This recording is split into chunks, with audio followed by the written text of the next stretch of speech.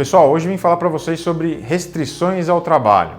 Então, você tem, por exemplo, um funcionário que passou em consulta com o médico dele, o ortopedista, o cardiologista, um especialista lá que está tratando daquele seu funcionário, e ele veio para a empresa com um documento do médico solicitando uma restrição para algum tipo de função, para algum tipo de trabalho.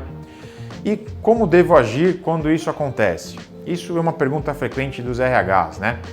Então, como deve a empresa agir nesse caso?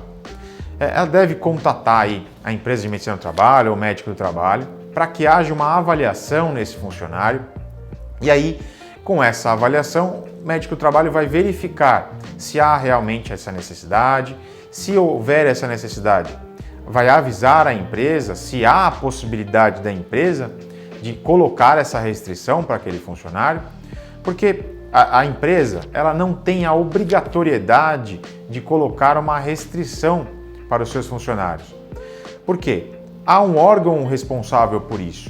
Quando há uma necessidade de um afastamento ou restrição e a empresa, por exemplo, contratou um funcionário para ser porteiro, e o funcionário não pode ser porteiro naquele momento, ele tem uma doença, tem um problema de saúde, e ele não pode ser, naquele momento, exercer aquela função. A empresa ela pode não ter outra função para ele, não é uma obrigação da empresa ter outra função para ele, e por isso, nesse caso, ele deve ser afastado ao órgão competente, que é o INSS, que é quem faz esse pagamento para esse funcionário nesse período que ele precisar.